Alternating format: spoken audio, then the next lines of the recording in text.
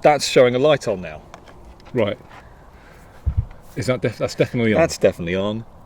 That's definitely on. Okay, welcome to another Sounding Board Short. This is another short edition where we're just popping out at lunchtime for a quick bike ride and thought we'd take the equipment with us. And hopefully this time we're recording, because last time I did a delling poll and unfortunately the card was, the SD card in the recorder was full. Although I think the sound quality was actually pretty good, because the mics From this, yeah. the mics on the camera are stereo, they're pretty good. There's a tiny bit of wind noise, but I think it was okay for an outdoor recording. Well, let's see how it goes with the wind today with this beast. Okay. So it's the day after yesterday, which was Boris on the. They've got like an inbuilt 3-week review, haven't they, of the lockdown, or certainly of the lockdown legislation, and it's been much trailed that various things were going to be lifted, and maybe even talking about lifting things a bit more than he'd said as part of this grand plan, the grand plan of nothingness basically. And so the press conference yesterday was all about confirming that yes, we're now meeting the 5 tests. So schools can reopen in the way they described, with 3 separate years going back from next week, from the 1st of June, and also that certain retail establishments are going to be allowed to start again from the 15th, I think. Is that right? Yeah, I can't remember the exact date. Including car showrooms, forecourts, things like that. More what they consider to be non-essential retail.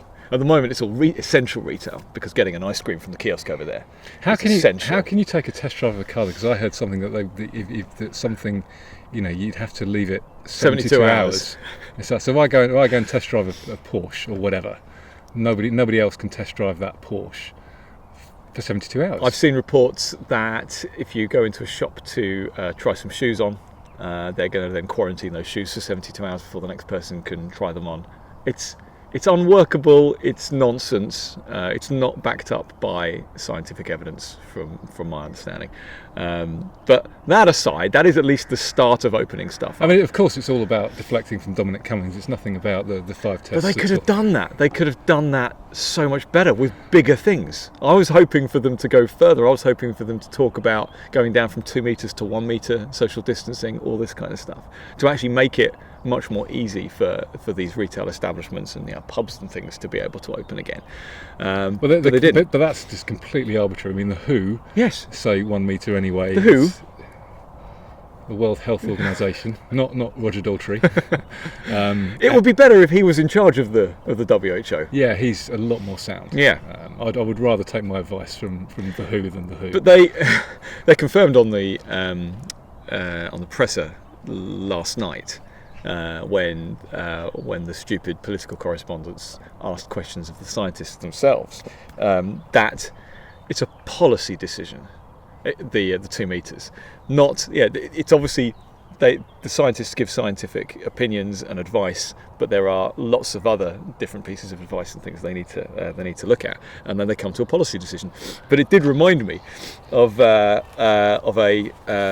Yes Minister, where they get Sir Humphrey in front of a select committee, and then they get the minister in front of the select committee, and then get Sir Humphrey again, and they just kind of go round and round in circles with, but that's a matter for administrative policy. And then the other one comes and goes, well, that's a matter of policy administration.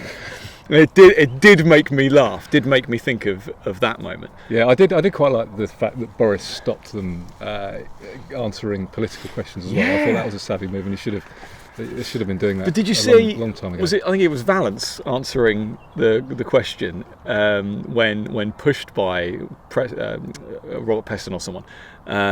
He said, "I think my desire not to answer these questions of a political nature is even more than that of the Prime Minister's," or something like that. He came out with this excellent answer, saying, "I'm a civil servant. I'm not a politician. I'm not interested in that whatsoever."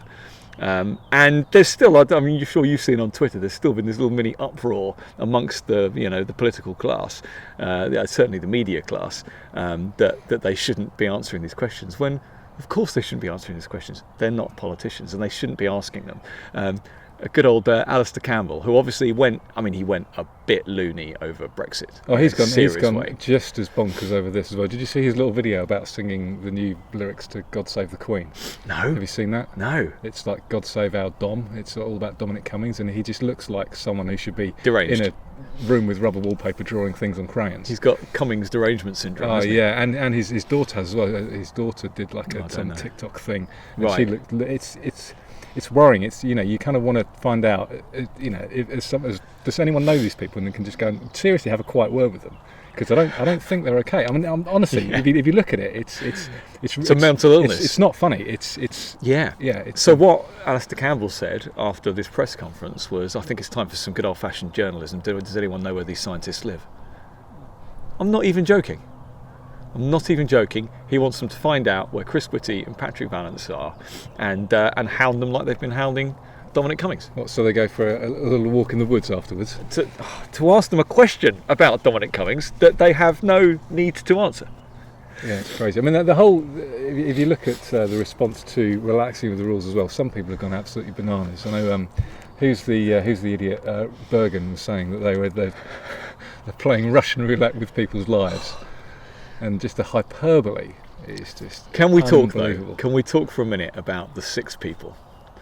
This is the new announcement. In fact, do you want to just highlight first of all the current, up to right now recording, before Monday, the current set of rules for meeting people? Well, so you can meet, your household can meet one person and one person only, and obviously the advice is social distancing of 2 metres. That's not in the regulation, but you can meet one other person. So your family of 4 can meet you, but not me and my wife. Even though you're going to go back to your wife anyway.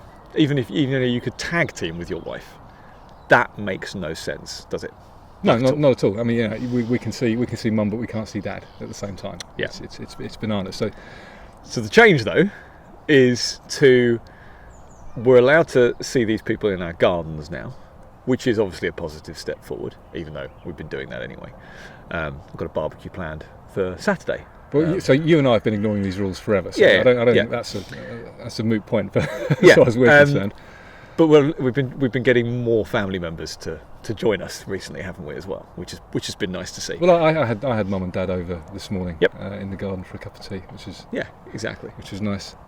Exactly. And so. But the six people in your garden or in an outside space like where we are here in the park, but suddenly there is this maximum number.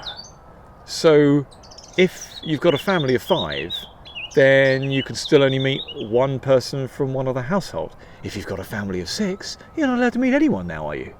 I mean, what? Unless 2 people stay indoors, and then what's the rotation period? What's the can we have 4 people outside, 2 people indoors, meet 2 other people in your garden? You mentioned indoors. Swap those over. You mentioned indoors. So if the only access to your garden is through your house, they have clarified that you can go through someone's house. So what's the difference? And they had to clarify that you can actually go to the bathroom in someone's house as well. So you're allowed to do that. You're not allowed to go in for a cup of tea though.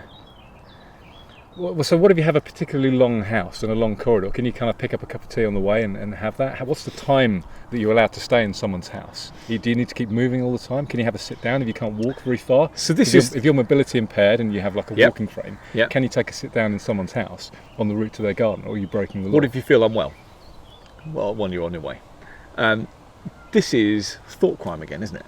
This is you've got to know the intentions of the person and make sure that their intentions are pure. I'm only going into this house to go to the toilet. That's all I'm doing. I'm not going to look at anyone, touch anything. And that's been my criticism of a lot of these rules in the first place. Like with the whole Dominic Cummings thing, it's like, so why did you go for that drive? What was going through your head when you drove to Barnard Castle? Yeah. Is it I have to get back to work? This is the only way of doing it, or is it I'm just going for a drive? Yeah. Because they're completely different, and apparently one's against the law, one of them is a thought crime, and the other one isn't. Yeah.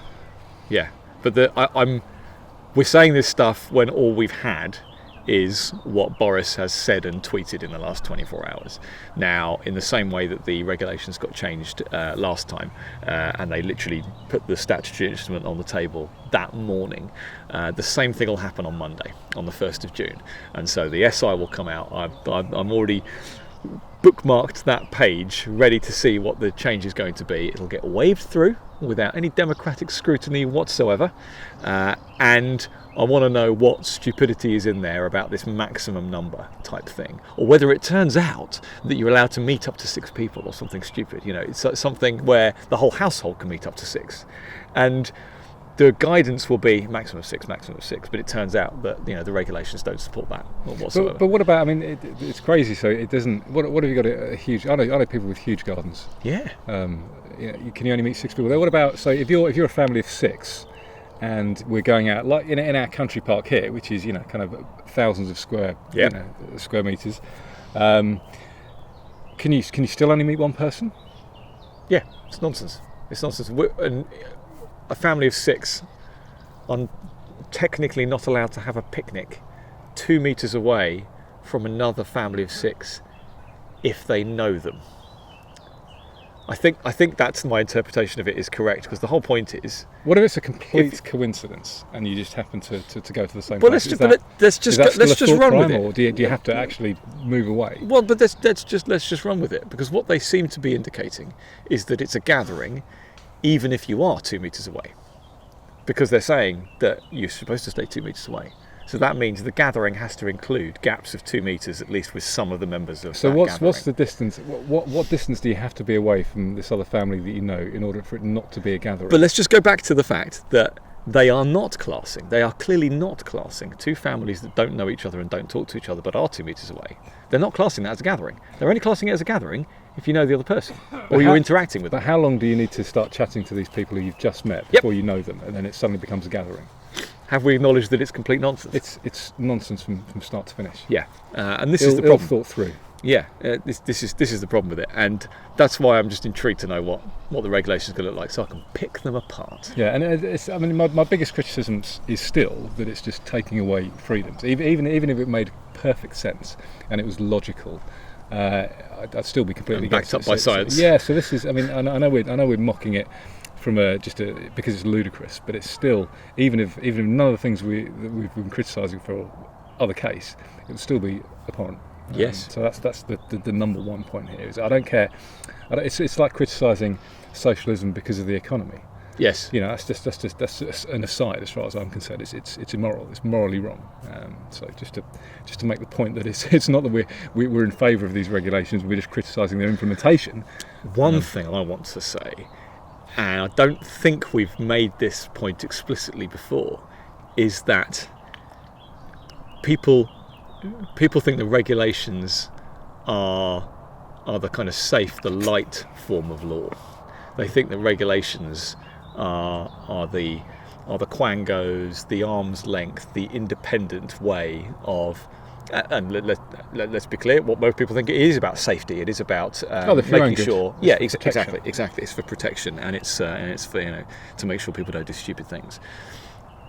It's a regulation that has stopped us from leaving our houses. It is a regulation that has said, not like common law in this country where everything's legal until it's made illegal. This turns that on its head, and it crushes the most basic freedoms we have, even within our own property. Well, yes, I made the. But it's a regulation. It's just a regulation. I don't know if I made the point on a podcast. I certainly made it on Twitter that it's now guilty until proven innocent. Yes, but it is now. You can never just say it's just a regulation, because just a regulation stopped us all from leaving our houses.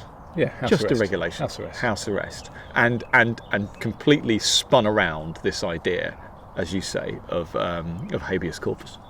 So just moving on slightly, although still unfortunately about COVID-19. Have you seen any left-wing opposition to the lockdown? To the lockdown, to the reaction, to the response? Not from well-known people. Because I'm I guess a little surprised, because with things like the lockdown and the regulations that we've just been talking about, it's people who are kind of middle class and above who are going to be okay. Yes. You and I live in reasonable sized houses with gardens in nice quiet areas. We've got a country park literally 5 minutes away. Now that we're allowed to sit in this country park, from where we live. Yeah. We can both work from home. We're going to be okay. Even if financially we're not going to be quite as better off because of the higher taxes and what have you afterwards, we're still going to be okay. Yep. If you're not as lucky as us, and you perhaps live in a one-bedroom flat, and you've got kids, and you don't have a garden, you don't have a job that pays very well, and you can't afford to pay any more tax, you're struggling anyway. Yeah. These are the sorts of people that the jams, the just about managings. Yeah, the sorts of people that the left like to think of their own. They're just throwing them underneath the bus. Yep. And I know we've said in the past that a lot of lefties are just kind of sort of middle-class people who like to kind of pretend to do the right thing, and it's just virtue signaling. But this is absolutely clear. Is that they can't? There's been no opposition to it at all. Not even like a tiny opposition. I can't think of anyone. I certainly can't think of any Labour politician or even former Labour politician that is advocating anything other than lockdown. And even lefty commentators and anyone, they're all authoritarian, so they'll have power, but they're not. Even this power is far worse for the worse off than it is for anybody else. The people who are going to do the best out of this are going to be the people who are rich anyway. Yes. So the disparity, and they all talk about the disparity between the rich and the poor. This is going to make it worse. Yeah. Absolutely worse. Yeah. Yeah, they talk about wealth inequality all the time, and this is just exacerbating it. Yeah. So maybe it's not about wealth inequality, maybe it's just about power. Well, so do you want to make a prediction then? Do you think this will be seen as the moment where a majority of people in that group realise that they weren't looking after them, that they didn't have their best interests at heart, that they are actually themselves the new bourgeoisie, and they're only actually interested in policies that virtue signal and support themselves? I'm sceptical because the people on the politicians and the people on the right are doing exactly the same thing. So it's not like there's a liberal or a libertarian. It's the lack of alternative. Opposition. There's no alternative at all. So whilst I think they're moving from, these people are moving from Labour to Conservatives, the Conservatives are still saying the same thing. So it's not like there's like a light Conservative party or a classical Liberal party that they can turn to. Yes, it doesn't exist. I asked you before whether you had an alternative for the term lockdown skeptic. I think you've not really come up with one. No, I haven't at all. But I have been using flat curver all the time. Flat curver works really, really well. It annoys people in just the right way, doesn't it? And just the right amount as well. Yeah. Do you think?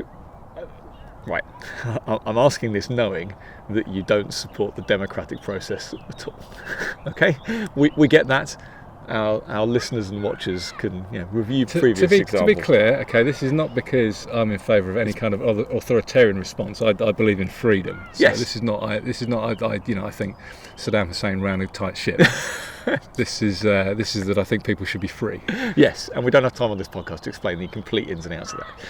But in the same way that a Brexit party got created in order to put the pressure on in the right way, in order to... I know where you're going with this. Do we need a lockdown skeptics party?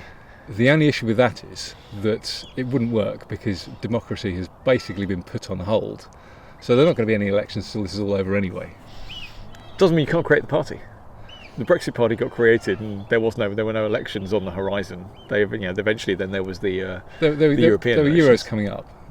It was quite quick. Actually, thinking about it, it was really quick. It was like 6 weeks or something before the Euro elections, wasn't it? Because everyone was so surprised that they got their up. Hit the ground running. It would be interesting if Toby Young or somebody created the lockdown skeptics party or whatever, classical liberal party, something like that says, you know what, we know there aren't any elections, we know you've suspended democracy anyway, but we are now a party. We're going to just see what happens. See if there's a silent majority that will just suddenly start voting for them in the polls.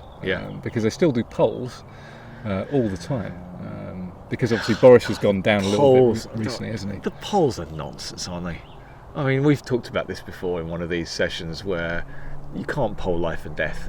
You can't, let alone people want to make sure that they're on the, in quotes, right side of things. And so they're answering in a virtue signalling way as well. And also, it doesn't matter 4.5 years before an election anyway. Yeah, but even in terms of turning over the lockdown and stuff like that, the questions on that. I'm talking more about polls about who would you vote for in these circumstances. They're completely useless. Completely useless. They're not pointless, but they don't add a lot of utility, I don't think. Yeah, no. You can get an idea if the polls, even if they're inaccurate. They're still even the dropped by this historic amount supposedly. Boris is still, the Conservative Party is still like 16 points ahead of Labour. I mean and Labour. Do you remember when Labour had their 35% strategy? I tweeted about that. Oh, did you? When they were on 35% and Boris was on about 50, I said, remember the good old days when Labour thought they could limp across the line on 35%, because it was when Ed Miliband was challenging David Cameron in 2015. That was the strategy. Yeah. Nonsense. Yeah, but I mean, so you can see trends from them, even if they're inaccurate. And the trend is that Keir Starmer's not going to win. Yeah, and it doesn't. I mean, but trends, I guess the value of trends matters more in the run up to things like the run up to a Euro election, the run up to a general election. 4.5 years when we're in kind of unforeseen circumstances don't really mean anything. Even if Boris got it completely wrong and then dropped off a cliff and Labour got ahead again, he'll still have 4 years or so before he actually needs to start campaigning for our next December general election. Which was my point, because you said in a previous one that you think he's out. You think they're going to lose the next election. Do you still think that, or now are you actually coming around to the idea that they're not? I'm again. Who knows though? Who knows? Yeah, I know. It's I could see Labour coming in. I could see Labour coming in still. I still can't. But as you say, there's a long way to go. Yeah, it's difficult. It's difficult to say at the moment. I mean, he's definitely more popular than I thought he would have been. What, Keir Starmer? No, Boris. Oh. Because even people who previously hated him. Yeah, I mean, look at he's on. I think you've mentioned it before. He's almost on a Reagan sort of percentage. Not anymore, personally, but he was. No, but I mean, aside from the current drop, but up until recently with the Dominic Cummings thing, and he'd easily get back there again. I think so. Anyway, is that all you got for today? That's all I've got for today. Should we wind it up? Yeah. Thank you very much for listening to and or watching Sounding Board. This has been a Sounding Board short on the day after Boris announced that we're allowed to see up to 6 people, maybe, in our garden. Maybe. Please subscribe, please share, and we'll see you again next time.